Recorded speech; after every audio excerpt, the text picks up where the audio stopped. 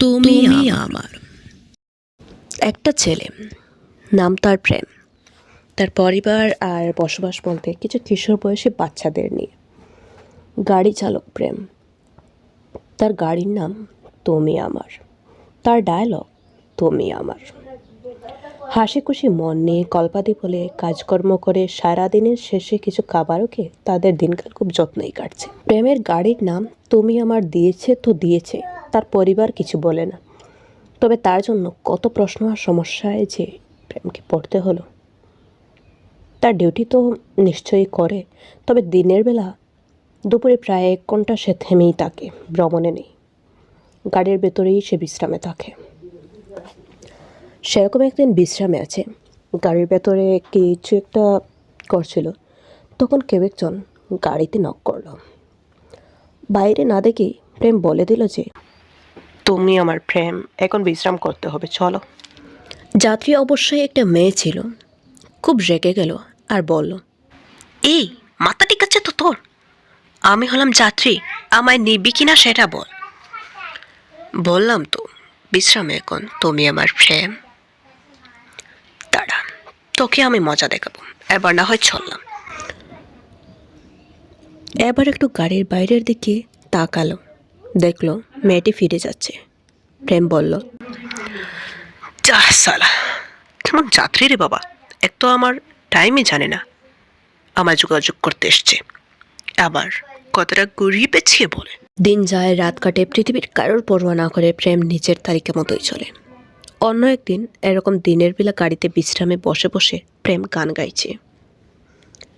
তুমি আমার, তুমি আমার, যে যাহা বলো তুমি আমার, আমি জানি তাহা, আমি তোমার, টান আছে যাহা আমার স্পৃহা, তুমি বুঝো তার ক্ষমতা, কেউ বুঝুক আর না আমার খুশি মনটা, আমি ভালো জানি তোমায়, তুমি আমায়, তুমি আমার, যে যাহা বুঝো তুমি আমার, আমি তোমার প্রেম, তুমি আমার, তুমি আমার, তুমি আমার প্রেম, আমি তোমার।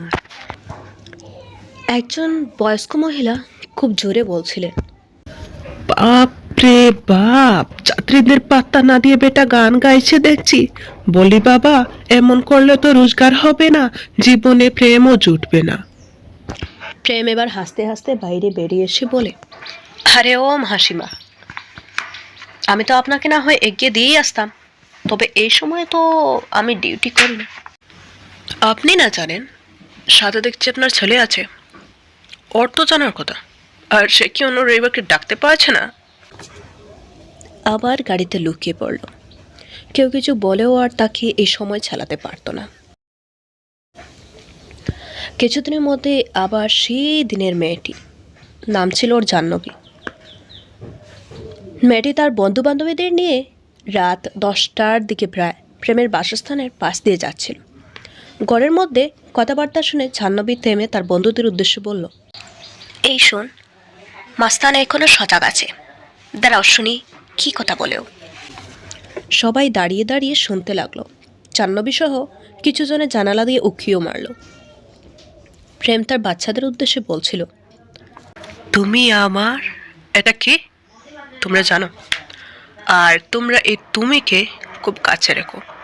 যে কোনো পরিস্থিতিতে যেই যাহা বুঝুক তাকে কিন্তু তোরা হাতছাড়া করিস না। তোরা আমার অনুপ্রেরণা, আর তোরা যদি তুমিটাকে অবহেলা করিস তবে আমি তোদের ছাড়বো না। এই বলে দিলাম, কিন্তু মনে থাকবে? মনে থাকবে। বাচ্চারা বলল। সবাই একবার হাসলো। তারপর প্রেম বলল, চলো ঠিক আছে, একটা ভালো চিন্তা করা হয়েছে, এবার আর ঘুমিয়ে পড়ে সকাল সকাল আবার হবে, কেমন? এদিকে এর সমস্ত কথা জাহ্নবী শুনে ভাবছে, এই বদমাইশ ট্যাক্সি ড্রাইভার ওকে বোধহয় উদ্দেশ্য করে বলছে। সে রাগে থরথর করছে। বন্ধুবান্ধবদের সে সাক্ষী বানালো, তার শোধ নেবে ঠিক করল। সে কিছুটা বানিয়ে আর ওই রাতের ভিডিও রেকর্ড নিয়ে পুলিশে জমা দিল। পরদিন সকালে প্রেম পুলিশে গ্রেফতার হলো। আর বাচ্চারা আটকাতে গেলে সে চুপি চুপি বলল, তোমরা চিন্তা করো না, আমি ঠিক ছাড়া পেয়ে যাব। শুধু কে এই মহৎ লোক যে কমপ্লেন করলো তার সাথে সাক্ষাৎ হোক একবার। এরপরও একদিন বাদে যদি দেখো আমি আসিনি, তবেই কোনো পদক্ষেপ নেবে। পুলিশ প্রেমকে গ্রেফতার করে নিল। প্রেম জিজ্ঞাসিল, ইন্সপেক্টর সাহেব, আমায় বলুন কোন কমপ্লেনে আমায় গ্রেফতার করছেন? জাহ্নবী বলে মেয়েটার পেছনে যখন ঘুর করতে থাকো বদমাইশের মতো, তখন কি ভাবো? কোনো অন্যায় করছো কিনা সেটা ভাবো না? ও আচ্ছা, এজন্য আমার শাস্তি কতটা হবে? ফাঁসি হতে পারে। ইস, আমি যদিও আইন পড়িনি, তবুও আমি তো কোন কঠিনি, ফাঁসি হবে যে। এই চুপ! জোর করে মেয়েটার সঙ্গে শারীরিক সম্পর্কে লিপ্ত হচ্ছিস।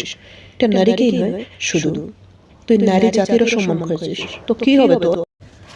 প্রেম আর বেশি প্রশ্ন করে না। কতক্ষণ পর সে বলল, ইন্সপেক্টর, আমি ভেবে নিচ্ছি আমার ফাঁসি হয়ে যাবে। এবার আপনি আমায় আমার শেষ ইচ্ছে জিজ্ঞেস করবেন না? ওকে চুপ থেকে আবার বলো। বেশ, তাহলে আমি বলেই দিচ্ছি যে আপনার কাছে একটাই অনুরোধ, এই জাহ্নবী জিকে একবার বলুন আমার সাথে দেখা করতে।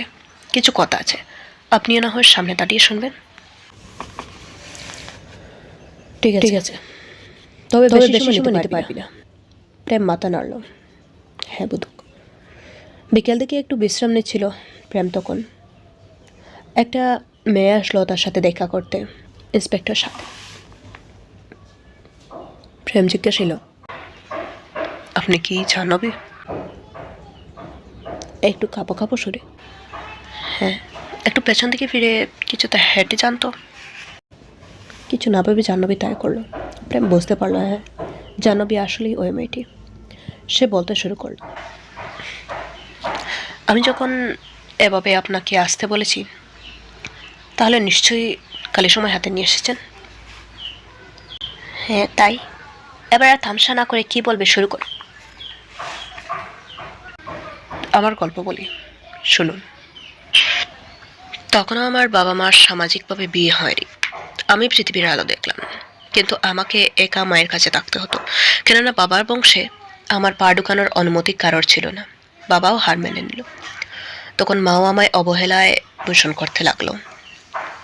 আর দেখতে দেখতে আরো 2-3টা বছর আমার মা যক্কাতে আক্রান্তিত হয়ে ইহলোক গমন করলে বাবা তখনই বুকে সাহস বেঁধে ওই বাড়িতে আমায় ঢুকান। ওখানে দিদিমা ছাড়া কেউই আমায় আপন চোখে দেখত না। পরিবার কিন্তু একান্নবর্তী। আমার গাড়ি চালানো খুব শখ ছিল, তাই দিদিমা আমায় তা শিকার ব্যবস্থা করে দেন। দিদিমার সাথে আমার প্রত্যেকটা দিন কাটতো, আমায় গল্প শোনাতেন তিনি শুনতাম। কতদিন পর আমার বাবা নিখোঁজ হয়ে যান। দিন গুনতে গুনতে আমার 11-12 বছরে দিদিমাকে চিরতরে হারিয়ে ফেললাম। তবে থেকে আমার উপর শুরু হয়ে এ বাড়িতে অত্যাচার। বাধ্য হয়ে আনমনের রাস্তাঘাটে চলতে থাকি। মানুষ ভিক্ষা দেয়, সব জমিয়ে ছোট রিক্সা ক্রয় করে। তারপর এক এক করে এই আমার পরিবার জমাই, আর আমরা সবাই মিলে আস্তে আস্তে অটোরিক্সা আর ট্যাক্সিতে এগুই। এতদিনে আমি অনেকটা বড় লোকের মতোই হয়ে গেছি। আমি তাই অনেকটা রুটিন অনুসরণ করে একটা ফিক্সড টাইমে গল্প তৈরি করে লেখা শুরু করি। নাম আমার প্রেম ঠিকই, কিন্তু জীবনে আমার প্রেম ভাগ্যে নেই। যাই ছিল দিদিমার থেকে ছিল। এবার আমি শুধুমাত্র গল্পের মাধ্যমেই আমার দিদিমার প্রেমকে জাগিয়ে রাখতে পারি। তাই রচা আমার প্রাণ, রচা আমার, আমি রচা। তুমি বলতে আমি শুধুমাত্র রচাকে বুঝি, আর কিচ্ছু আমার মাথায় আসে না। আমি যাত্রীকেও যখন আরোহণ করাই, তখনও শুধু কে কোথায় যাবে সেটা ছাড়া তার দিকে আর লক্ষ্য দিতে পারি না, কারণ আমার শুধু মাথায় আমার রচার চিন্তাই থাকে। এবার বলুন ম্যাডাম, জানি না পরের বার কী দেখে কী ভেবে আর কি বলে পুলিশে কমপ্লেন করেছেন, তা তো জানি না আমি। তবে ওই প্রথম দিনের কথা ভেবে দেখুন। তুমি আমার প্রেম বলে আমি আমারই কথা সম্বোধন করছিলাম। বিশ্রাম করতে হবে। আর চলো, আমি একটু অন্য সুরে বলছিলাম, কারণ চলে যেতে হবে আপনাকে, তাই। আপনি এভাবে না ধরে অন্য অর্থ নিলেনই বা কেন? জাহ্নবী সব শুনে কোনো উত্তর দিল না, হতভম্ব হয়ে দাঁড়িয়ে রইল। কিছুক্ষণ পর ইন্সপেক্টরের কাছে মামলা উঠিয়ে নেওয়ার আপিল করলো। স্বীকার করলো যে সে বাড়িয়ে মামলা করেছে, প্রেমকে বুঝতে না পেরে। প্রেম ছাড়া পেল, ধন্যবাদ জানিয়ে জাহ্নবীকে বাড়ি চলল তার বাচ্চাদের কাছে। 3-4 দিন পর জাহ্নবী গেলে প্রেমের সাথে দেখা করতে। প্রেমকে ডাকলো। প্রেম বেরিয়ে বলল, কি আর কিছু? আসলে আপনি মানুষটা খুব ভালো। আমি বলতে গেলে আপনার প্রতি মুগ্ধ। আমি আপনাকে... ব্যাস ব্যাস ব্যাস ব্যাস, আমি কোনো দয়া চাই না। কী ভাবছেন আপনি? আপনি আমার কথা শুনে আর অসহায়তায় দয়া করবেন? আপনি হয়তো সেদিন ভুল বুঝছেন, তাই মামলা উঠিয়েছেন। বেশ করেছেন, আর কোনো কিছুর দরকার নেই, বুঝলেন? আরও শুনুন, যদি ওরা আমার মা বাবা ছিল, তবে আমার বাবাও এমন দয়া দেখিয়েছিলেন, আর তার জন্য মায়ের মর্যাদা কখনো বাড়ির বউ হিসেবে হয়নি। এবার বাবাকে মায়ের বাড়ির লোক জানি না কোন হিংসায় মিথ্যে কলঙ্ক দেয় যে উনি মায়ের সাথে অবৈধ কর্ম করছেন। তখন মা এসব কথা শুনে বলে উঠলেন, কে বলল অবৈধ? আমরা তো গোপনে বিয়ে করেছি। আসলে কথা ছিল আমার এক মাসির উপর। মায়ের কথা কাটিয়ে দিয়ে এও বললেন যে কথা শোনা গেছে মাসি সম্পর্কিত, আসলে ওটা ওনাকে নিয়ে। এরপর বাবা মাকে সত্যিকারের বিয়ের প্রস্তাব দিলে মা বলেন, কেন আপনি বলছেন, জানতে পারি? যদি বলি আমি তোমায় ভালোবেসে ফেলেছি। সত্যি? হ্যাঁ। বাবার এই দয়ায় মা সায় দিয়ে দেন, দুজনের বিয়ে হয়। আর আমি আমার মায়ের মতো মহৎ বা কোনো নায়ক হতে চাই না। আপনি এবার আসতে পারেন।